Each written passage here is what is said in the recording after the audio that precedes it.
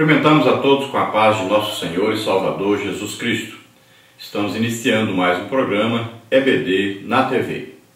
Nós estamos aí durante este segundo trimestre de 2013 estudando nas revistas da CPAD com o tema A Família Cristã no Século XXI, protegendo seu lar dos ataques do inimigo. Nós temos como comentarista aí desse trimestre o pastor Erinaldo Renovato de Lima. E mais uma vez temos que destacar esse trimestre como um assunto importantíssimo para os dias de hoje, importantíssimo para o funcionamento tanto dos lares, das famílias, como também da igreja e da sociedade em geral. Toda a existência humana sobre a face da terra depende e muito de como está funcionando a família. Então nós estamos estudando hoje um assunto que abrange aí todas as pessoas que existem no mundo. Todos têm uma família. Fazer uma análise de como a sua família está vivendo sobre a face da terra, porque a sua família é responsável pelo bom funcionamento do mundo. Então, nesse trimestre, nós podemos dizer aí, é hora de fazer um upgrade aí na família e como nós estamos estudando na igreja, vamos começar então por essa reciclagem aí dentro da nossa própria casa, dos lares então cristãos, para que possamos então ajudar a resolver os milhares de problemas que existem em nossa sociedade. Estaremos estudando a lição de número 3, as bases do casamento cristão. Nós temos aí como texto áureo, carta do apóstolo Paulo aos Efésios, capítulo 5, versículo 25, que diz: Vós, maridos, amai vossa mulher, como também Cristo amou a igreja e a si mesmo se entregou por ela. Então, lembrando aí que o amor é o que une a família, é a base do relacionamento nosso, primeiro com Deus e depois com os nossos semelhantes. Jesus resumiu a toda a lei assim, no amor. Então, amar a Deus sobre todas as coisas e amar ao próximo como a si mesmo. Então, a base de todos os relacionamentos sobre a face da terra é o amor. E esse amor, ele deve vir de Deus.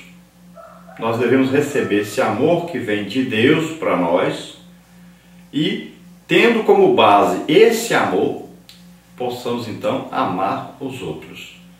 Então, de que maneira Deus nos ama? Veja bem, Deus, Ele mesmo diz para nós de que maneira Ele nos ama.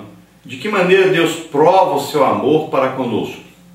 Ele prova enviando-nos o que Ele tinha de mais precioso, o seu Filho unigênito, para dar a vida por nós.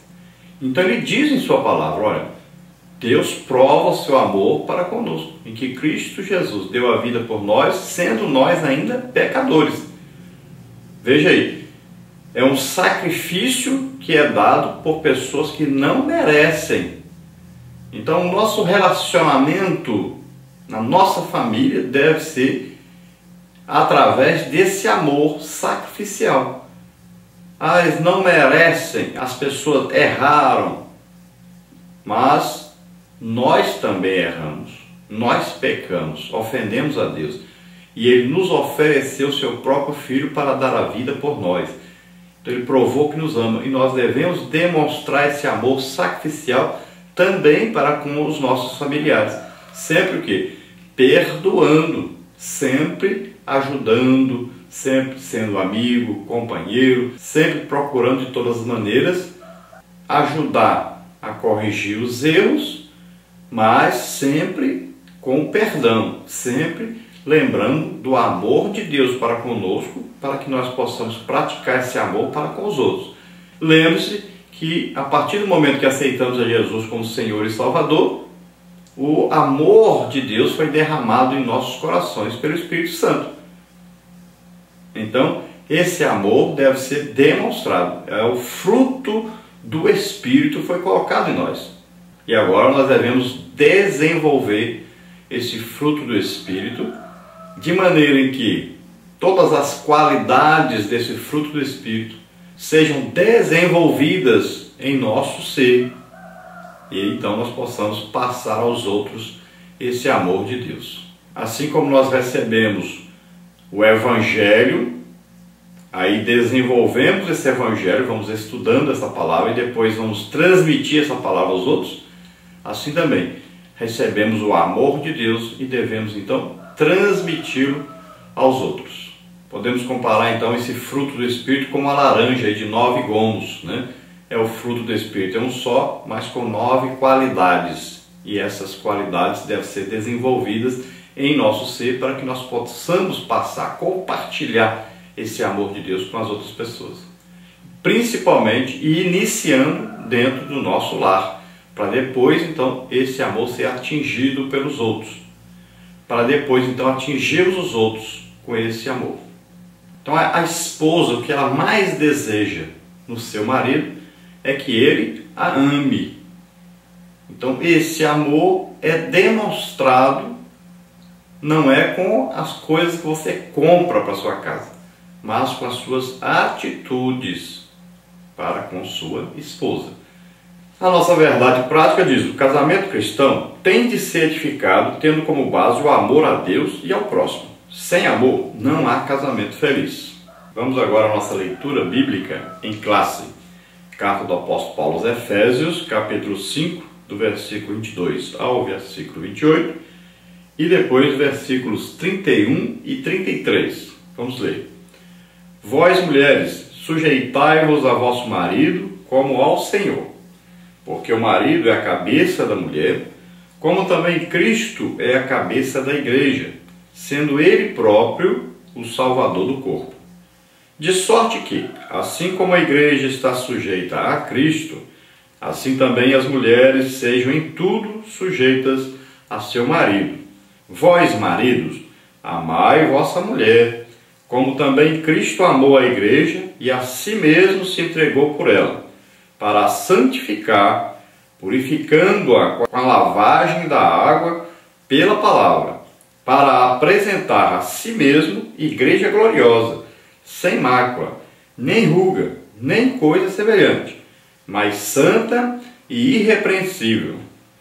Assim devem os maridos amar a sua própria mulher, como a seu próprio corpo. Quem ama a sua mulher, ama-se a si mesmo.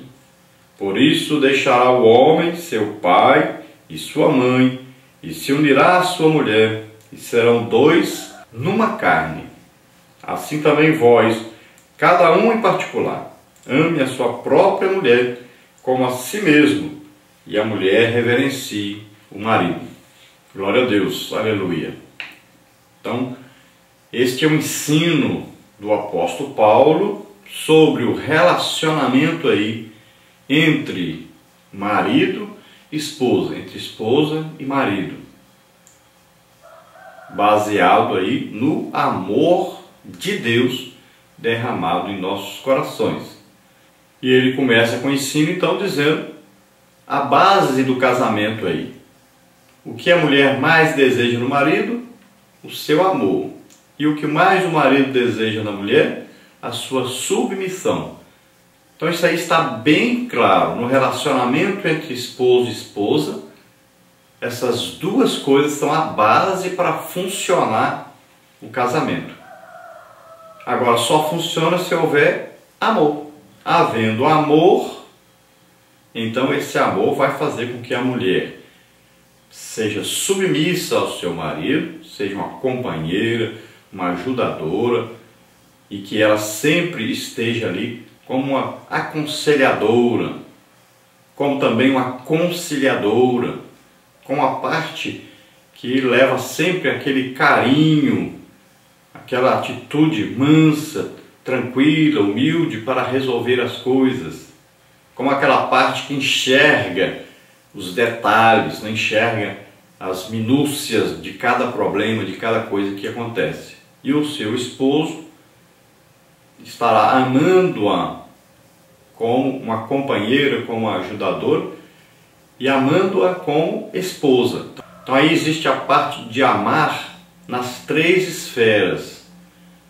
Então, tanto na parte espiritual, um amor de Deus, que a esposa é uma irmã, como também na parte da alma, que é essa parte que envolve os sentimentos, o conhecimento, e também no corpo. Então, a relação física deve existir, e sempre, se existe amor, o amor visa o bem do outro. Então, deve buscar satisfação sexual um do outro. O marido procura buscar a satisfação sexual da esposa e a esposa busca a satisfação sexual do seu esposo. De modo que os dois procurem, então, a felicidade, a alegria, procurem prazer, procurem serem felizes nesse casamento. E esse casamento dará frutos devido a esse amor, que são os filhos. Então, para funcionar o casamento, Deus colocou o homem aí como cabeça, representante de Cristo dentro do lar. Então, o homem ali é o sacerdote desse lar. E como sacerdote desse lar, ele tem a responsabilidade de ler a palavra de Deus, de explicar a palavra de Deus, de aconselhar a palavra, de orientar, sempre levando para Deus a sua família, sempre levando ao temor de Deus, a união com Deus, a intimidade com Deus no seu lar. Então Paulo chega a dizer que o homem deve amar a sua esposa de uma maneira tal que é comparado aí àquele amor que ele sente por si mesmo, deve ser o amor que ele ama a sua esposa. Quem é que não ama a si mesmo? Tem alguém que se bate? Tem alguém que se maltrata a si mesmo? De que maneira você deveria ser tratado? Como você acha? Marido, você acha que você deve ser tratado com palavrões, empurrões, com tapas? Você acha que deve ser tratado com falta de respeito, com falta de amor, falta de carinho? Não. Então, dessa maneira você deve tratar a sua esposa para que também ela te trate dessa maneira. Mas você não deve tratá-la assim porque você quer que ela lhe trate assim, porque isso não é amor. O amor, ele diz que você trata bem, ama, ajuda, faz de tudo, mesmo que a pessoa não mereça. Pois é assim que Deus nos amou. Sendo nós pecadores, ele enviou o seu Filho para morrer por nós. E a sua graça nos alcançou, sendo nós pecadores, não merecendo nada.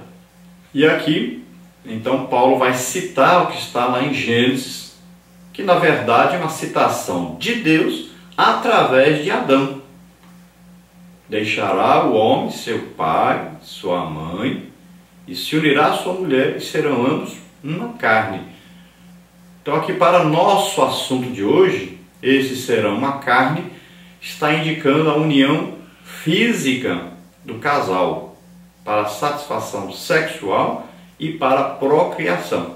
Então no casamento deve haver o desejo de terem filhos e deve haver a atração sexual de um pelo outro e sempre a satisfação sexual um do outro também. Então assim, o homem deve amar a sua esposa e a esposa deve reverenciar o seu marido, sabendo que ele está ali com a autoridade sobre ele, uma autoridade de Deus. Ele está representando Cristo no seu lar. Nesta lição nós teremos aí as seguintes partes. Primeira parte, a vontade de Deus para o casamento. Então, um plano global, os indicadores da vontade de Deus. E dentro dos indicadores da vontade de Deus, nós veremos aí a paz de Deus no coração, o comportamento pessoal, a naturalidade e os princípios de santidade. Na parte 2, nós temos aí o amor verdadeiro no casamento. Número 1, aí, o tópico 1, o dever primordial do casal. Tópico 2, o amor gera união plena. Na parte 3, nós temos aí a fidelidade conjugal. Tópico 1, fator indispensável à estabilidade no casamento. Número 2, cuidado com os falsos padrões.